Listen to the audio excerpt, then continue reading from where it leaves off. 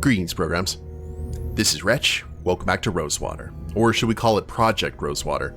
In the last episode, we finally tracked down Dr. Clark and discovered what he's been working on, and its weapons. Very, very destructive death ray weapons.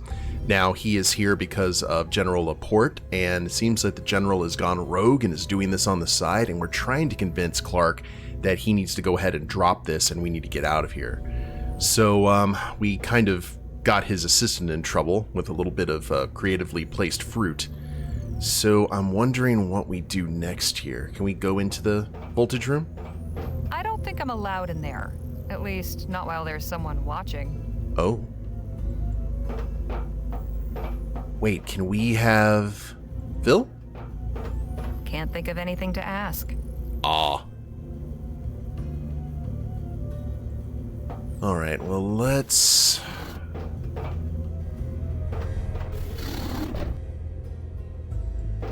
see what else we can do here.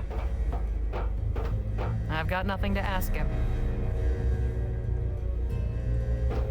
Would the assistant be in the quarters, maybe? Ah. She's not happy. Can we talk? I suppose so. Just how long have you been working down here? Good question. It's difficult keeping track of time. We're in September, right? November, actually. Oh, then it's been longer than I thought. We came down here in March. What sparked your interest in etheric research? I followed Dr. Clark's career from the early days. He was one of the first to begin advancing etheric theory with practical experiments. Not only that, he was getting results. After I graduated from university, I sent him my thesis on the effects of ethericity on plants and animals. I guess that made me one of the few practical researchers out there too. He wrote back immediately with an offer of employment. You didn't torture critters, did you? How do you keep from getting bored? The work is pretty all-consuming, and we don't have much of a social scene down here. Dr. Clark is kind enough to lend us his books to pass the quiet hours.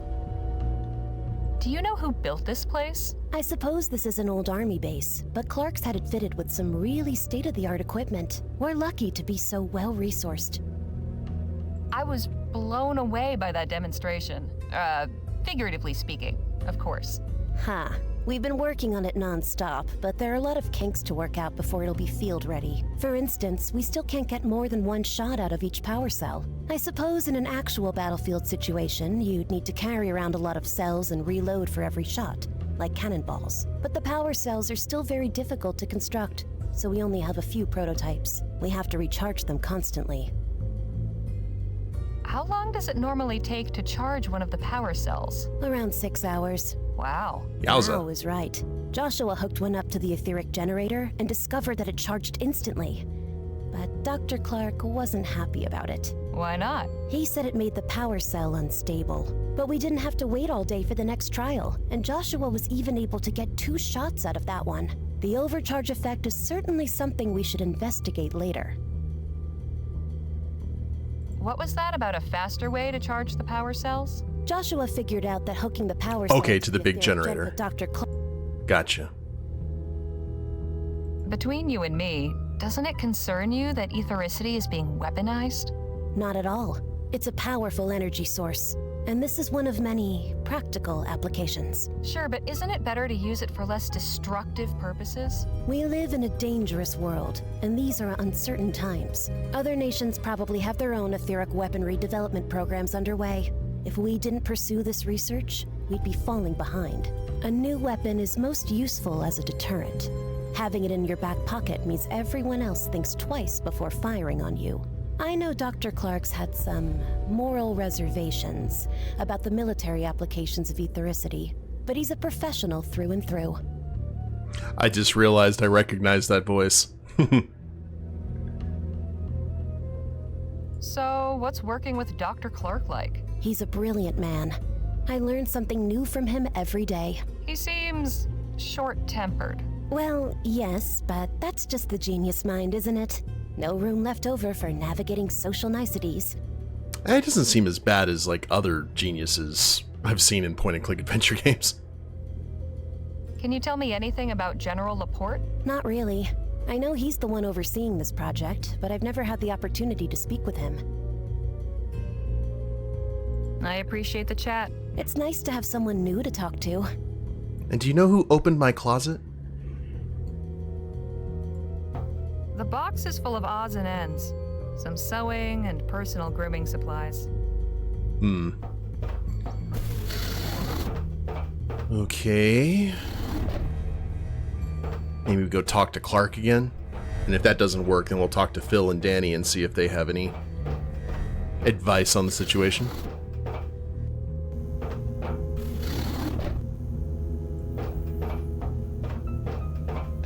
Dr. Clark? Yes, what is it? Oh. You'd prefer your research be used to find new ways to kill people? No, but Look, I understand. You suffered a terrible setback after the expo. I'm sure it must have been hard. You probably felt like nobody would ever take you seriously again. You have no idea. I do know that if I were in your shoes, I'd have probably grabbed onto any lifeline.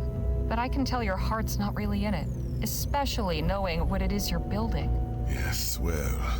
So you're gonna squander this opportunity to do some real good in the world because you're afraid of a stuffy old general? You're right, Miss Leger. This isn't about me. This is about humanity. Huzzah. Come with you. Hey. But... oh, goodness. How shall we... We need to do this discreetly. My assistants can't know what's going on. I'm going to my quarters to settle some things. Excuse me.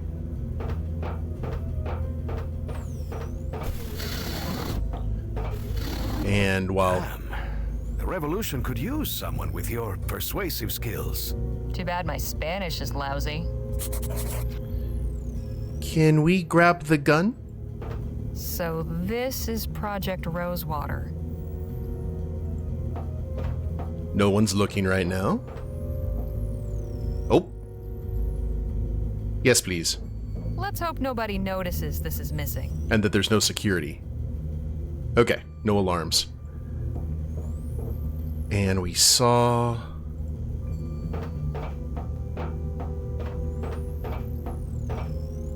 Locked, naturally. Of course. That's okay, we got the cure for that right here. Got it. I'm sure they won't miss just one power cell. Or maybe they will. Either way, I've got one now. Mm-hmm.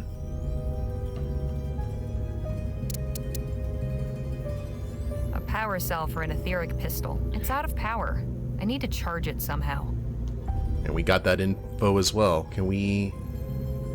It won't be very useful if it's not charged. Gotta charge it first. Understood. Oh, where'd he go? Let's not ask too many questions. Let's just go ahead and do it. There's nowhere to plug the power cell in. I'll have to find a way to connect it to the generator. Microwave cords? This seems like a good place to attach the wires. Neat. Here we go. Hope this works. Wow, it charged up almost instantly. I like it. We've got a death ray. Locked and loaded. Cool. Can we go in and talk to him now?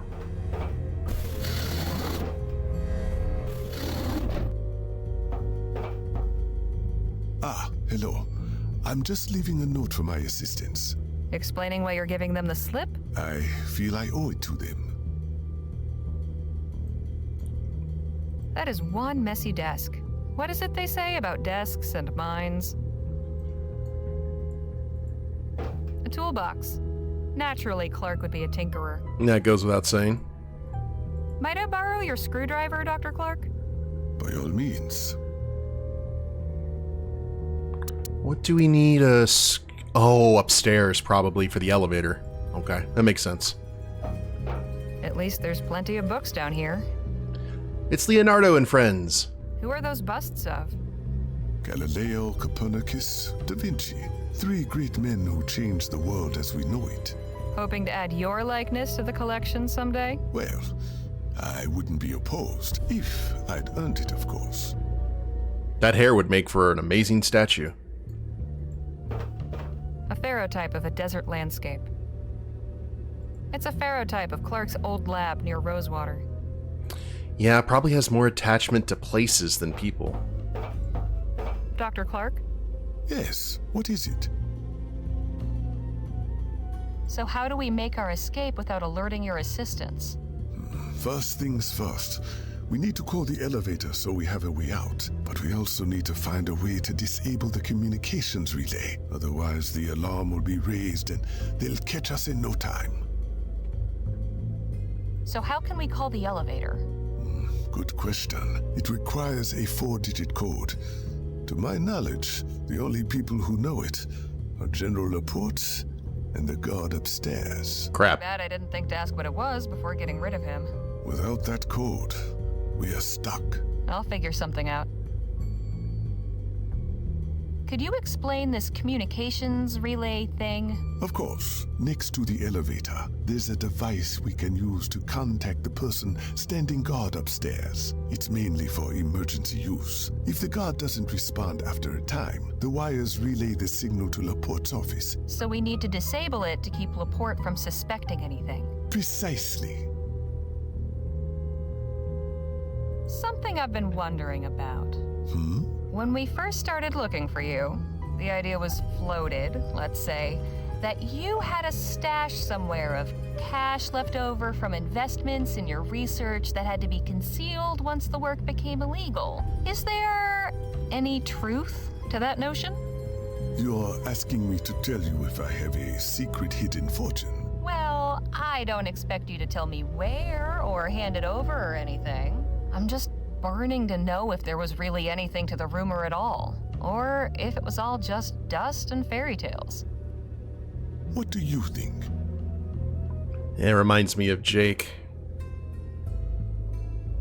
Call me a romantic, but I just have a feeling there's more to this story. You strike me as a man who might have some tricks up his sleeve, and 1 or 2 secrets. I will not confirm nor deny. Did you know that a group of ethericity worshippers flocked to your old lab and set up a commune there? My lab in Rosewater? Yup. We met them when we went there looking for clues as to your whereabouts. They picked everything clean. Built a kind of museum to you and your work. I had no idea, but my work always attracted strange sorts. Curious gawkers would show up now and again, hoping to catch a glimpse of something spectacular, or the angry bereaved, threatening vengeance for the victims of the disaster. It's been quite a relief not having to worry about all that down here. That commune by your lab? They're from a religious movement calling themselves the Luminarians. Apparently, they believe that the ether is populated by these otherworldly presences called the Luminous Ones, and that you disappeared because you opened up a gateway to the other side of the veil where everything is bliss and peace, and you transcended and became a Luminous One yourself. They call you Evocator Bennett, and they think that you were just leading the way for them all to follow somehow and cross over into new lives on the other side. They think that anyone who gets vaporized in an etheric blast also transcends into the ether, and their soul, which looks like a butterfly trapped inside their body, gets freed to fly into this other place while leaving behind the shadow of their mortal shell as a marker. They make what they call soul paintings of people that look like the shadows of the disaster victims, and paint butterfly motifs all over everything to indicate the purity and beauty of a person's true etheric form. Get all that? Wow. Could you? Of course. Oh, whoops. It's me. If the god So we. precise. Okay. I'll let you get back to it. Thank you. Like I was just like, huh. Oh, diary is updated. Let's go ahead and so you guys can read that if you like.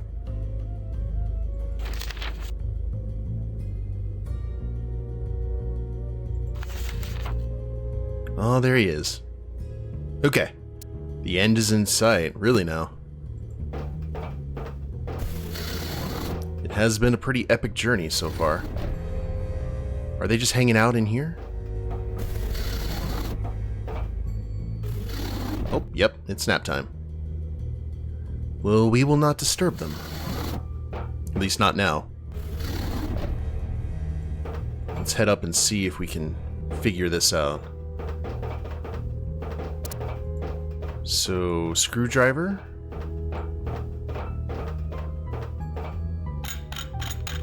Thank you for being flathead. There we go.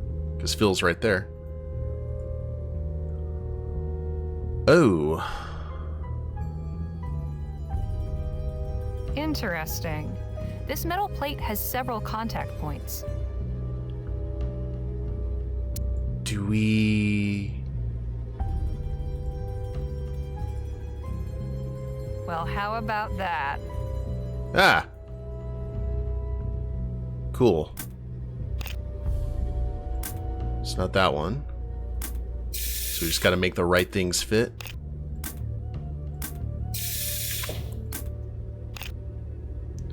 Okay, so 2, 3.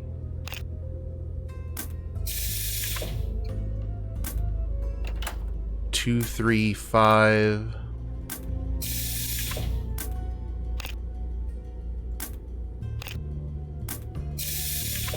Two, 3, 5, 7.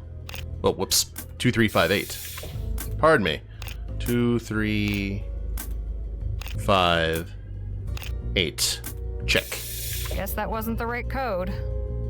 Really?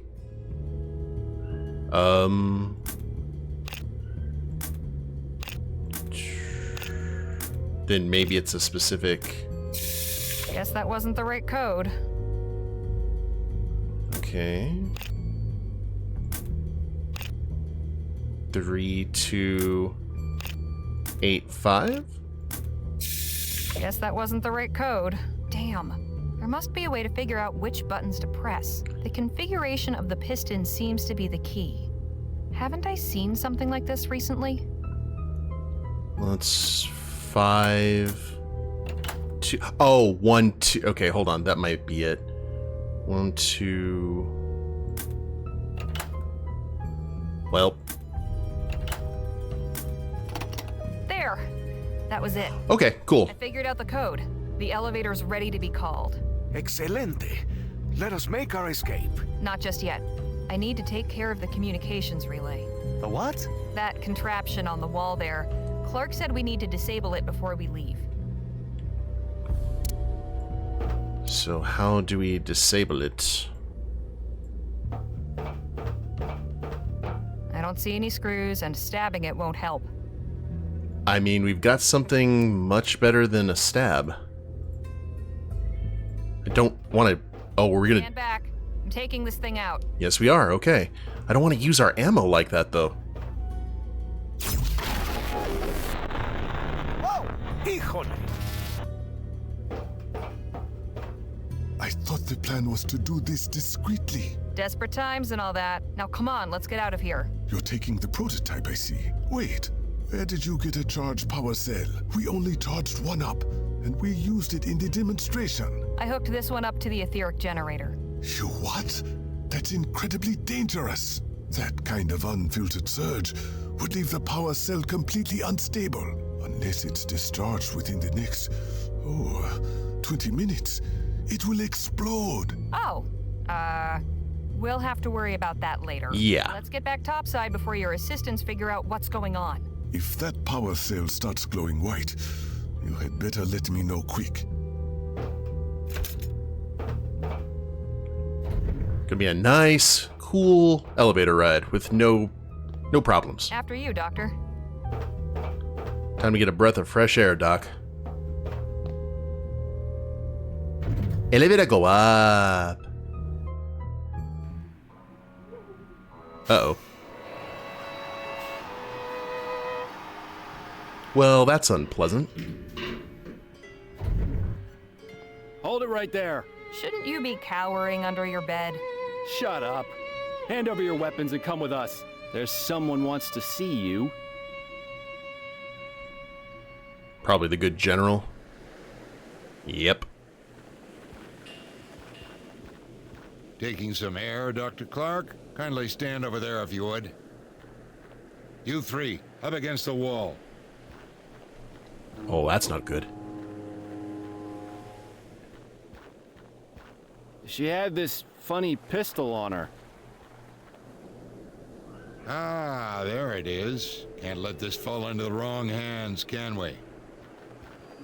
Too late. Now, have you got anything to say for yourself? Oh. How did you know we were here? I had you followed after our encounter at the Jolly Good Club. You thieves are all the same.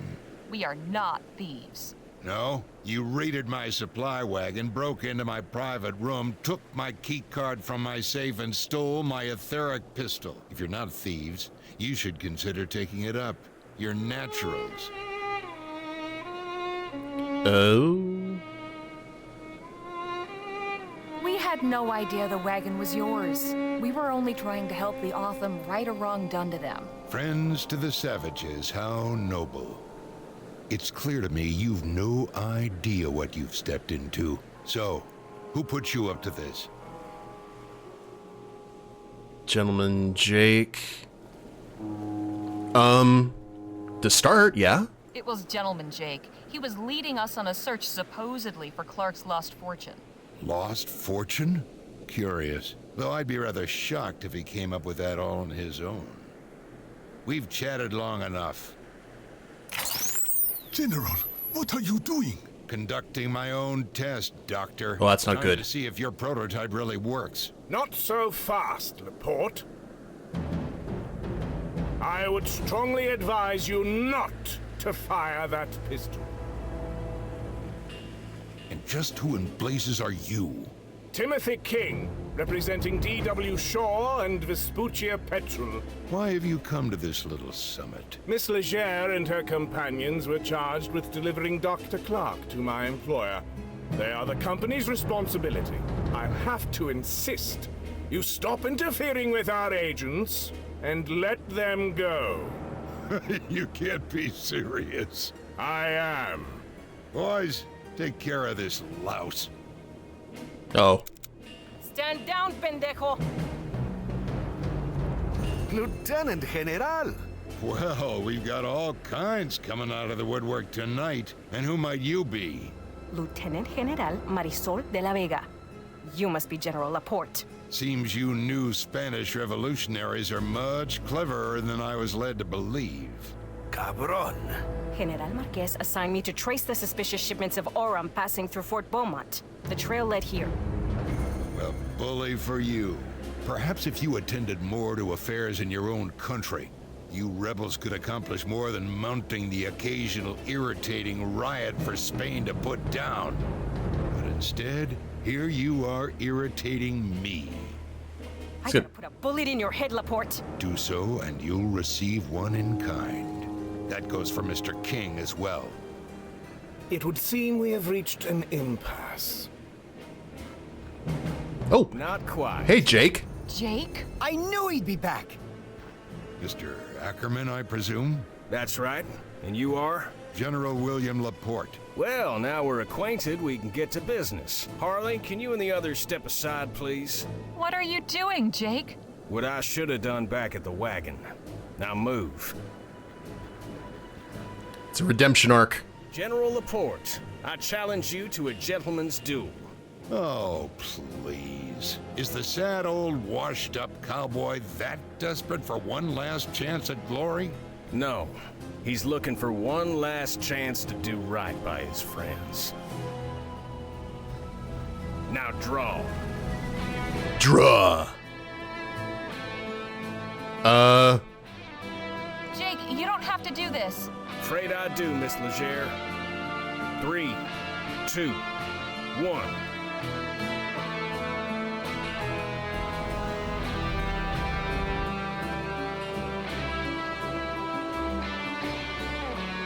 Where's the tumbleweed?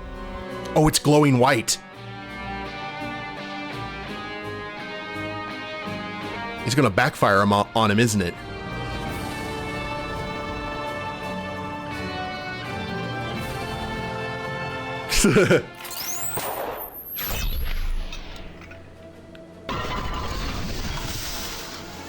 Oh, what a shot.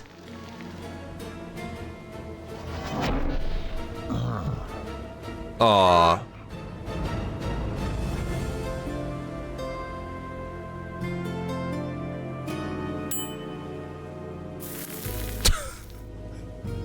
Oh my god. Jake! No! Hands up, cobarde! Miss Leger, are you unharmed? I think so. You all right, Danny? Yeah.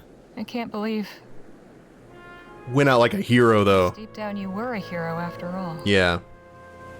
Let's get off this rock, shall we? With a lot of witnesses, too, to tell the tale. Well done, Lieutenant General. I knew you would come through. Of course, Comandante. Now that we have discovered the destination of Laporte's clandestine Orem shipments, how shall we proceed? It is clear the General will no longer be needing his Orem. How remarkable that in his final moments he chose to donate it all to the glorious cause of the revolution. You will find it all stashed away down in the base underground. I leave the arrangements in your hands. Will you be returning with me? Not just yet. I need to return with the others to collect our payment. Very well. We can rendezvous on the island later. Glad we had all that backup. Now, what is Shaw We're back, going to ma'am. do here? Yeah. I assume everything has been taken care of? All loose ends have been tied. Splendid. Send them in.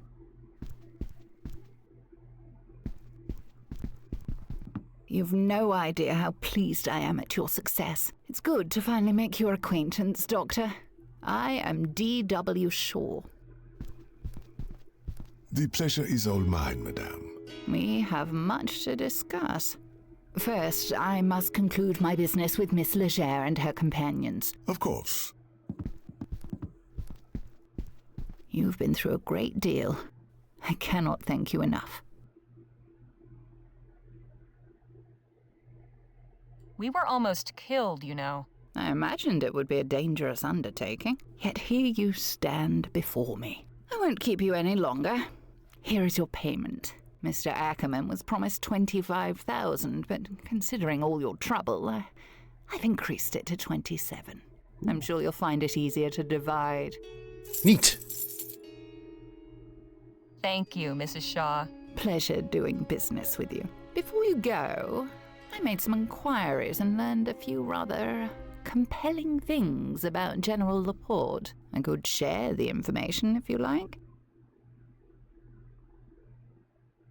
Go on, then. It seems General Laporte was a staunch supporter of Mr. Atwood's trade party, quite vocal about his desire for the advancement of steam tech and etheric research. There were also rumors that he held some more controversial opinions regarding this country's sovereignty. He was a separatist? Apparently so. You think Project Rosewater was meant to arm some kind of etheric revolution? I am merely relaying the information I've learned. Anything beyond that is pure speculation. The only person with knowledge of Laporte's motives is the man himself. And that information died with him. Well, with him gone and the prototype pistol destroyed, whatever plans he had can't come to fruition. For now, yes. But I can tell you one thing about this world. It is rare that one accomplishes anything of note alone. We should get back to our hotel. It's been a long night. Indeed. Goodbye, Miss Leger. I hope you and your friends enjoy the rest of your time in El Presidio. And thank you, Miss Leger. I appreciate your facilitating this new opportunity. Best of luck to you, Dr. Clark. This was all very enlightening. But for no one more than Jake. How's Nadine doing? Is she okay? Oh, the following evening. So, what are you two planning on doing next? Lieutenant General de la Vega has secured Laporte's Orem.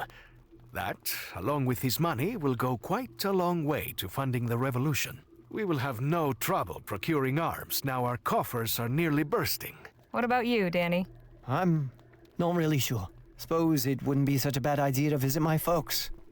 It's been too long. After that, guess I've got to find a new line of work. On that subject, how would you feel about joining the new Spanish Revolution? What? Really? You have proven yourself to be a skilled gunslinger.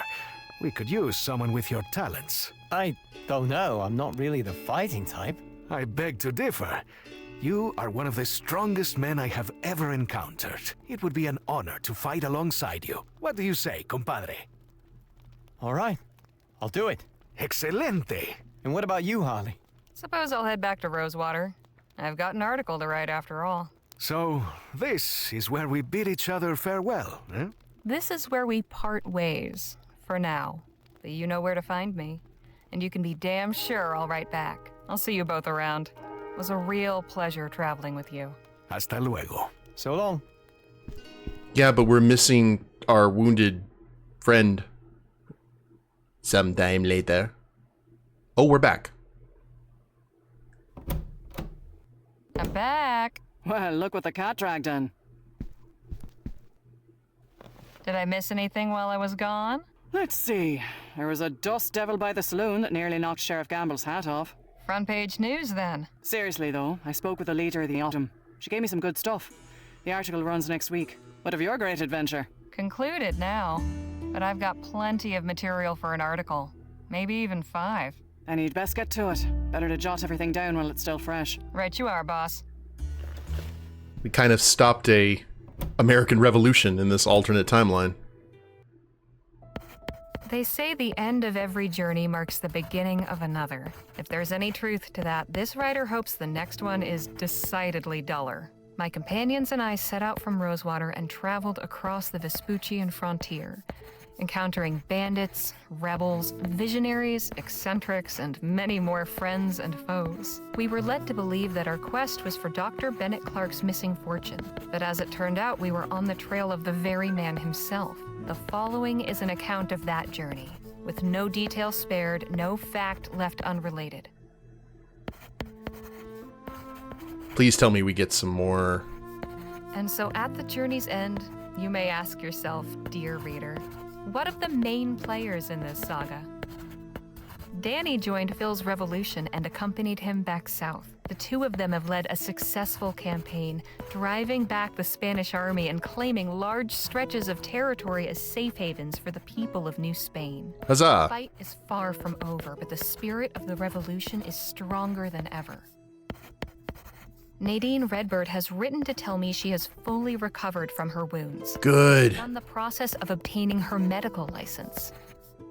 She tells me she plans to convert Lola Johnson's wagon into a kind of mobile clinic, traveling the frontier, helping those in need. It will be a welcome change from the usual traveling merchants hawking miracle cures. I can think of no one more qualified to dispense medical care. These Lou's there too. As for Miss Johnson, this new business venture will hopefully be more to her liking. At the very least, she now sets her own course, rather than bending to the whims of her clients. Miss Johnson and I never much saw eye to eye. She probably wouldn't even have liked me writing that, come to think of it. Still, it's reassuring to know that she has found some happiness with Nadine. Naturally, I cannot fail to comment on Gentleman Jake Ackerman, the man who set this whole adventure in motion. My relationship with Jake could best be described as complex. While I never found myself taken with his tales, he seemed to me a genuine hero. That illusion was shattered when we were ambushed by Blackburn agents on the way to El Presidio. Jake disgracefully turned and fled, leaving us to face the ruthless barbarians on our own. However, he proved his true heroism when he returned in another moment of need. Jake bravely gave his life to save us from the wicked machinations of General Laporte. The etheric blast burned his shadow on a nearby wall, which has since become a monument to his bravery. I am told that it is visited daily by Jake's fans, admirers, and the odd curious traveler. In death, Jake managed to achieve the status of legendary hero he so craved. As for Dr. Clark, he seems happy in his new employment at Vespuccia Petrol. I can only hope his contributions to Mrs. Shaw's enterprise offer greater balm to the restless, inventive mind and the manufacture of apocalyptic weaponry. Fingers crossed. That, dear readers, is the long and the short of it. This was an adventure unlike any other I've been on. I doubt any other will ever compare. Whew, my hand hurts. We'll see what Joni has to say about this in the morning. You're fired, Leger.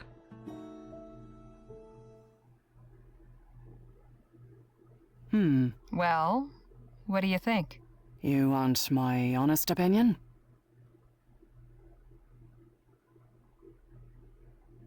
Ouch. That bad, is it? No, not at all. It's great, actually. There's just no way on God's green earth we can print this. Why not? Secret underground laboratories, government conspiracies, special projects to develop etheric weapons. No one will believe a word of it. Not to mention you name some very powerful and important people who'd have me locked up for libel with a snap of a finger. But... It's all true, Joni. I'm not in the habit of writing fiction. Perhaps you should be. Come again? This story's got everything.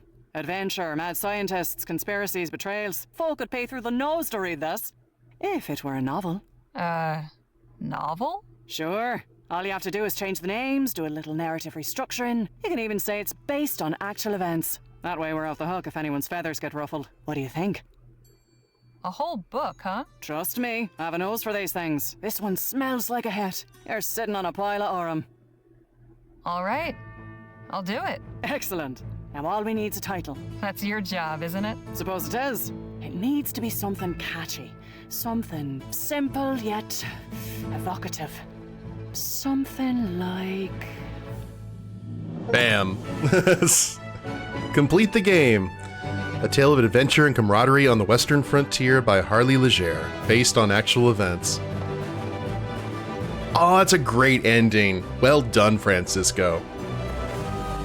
I was watching streams on Twitch of Francisco working on this game, and I was always excited with his enthusiasm.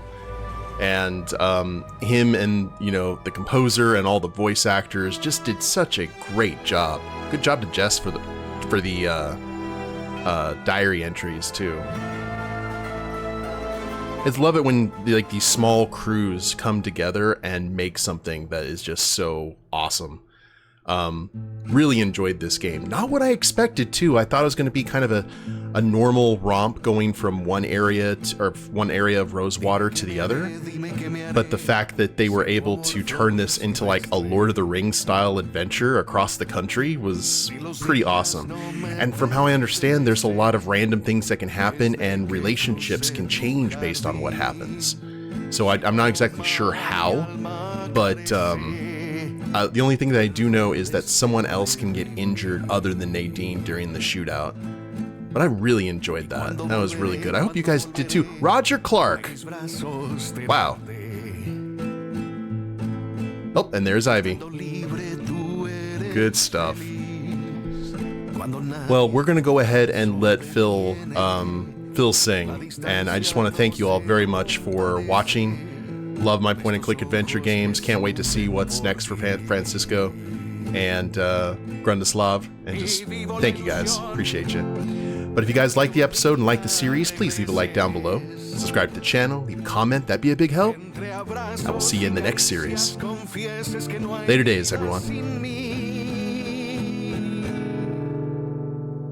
Dime que me haré sin tu amor, flor silvestre. Si los días no me pertenecen desde que crucé tu jardín, si tu aroma mi alma carece, pierdo el deseo de vivir.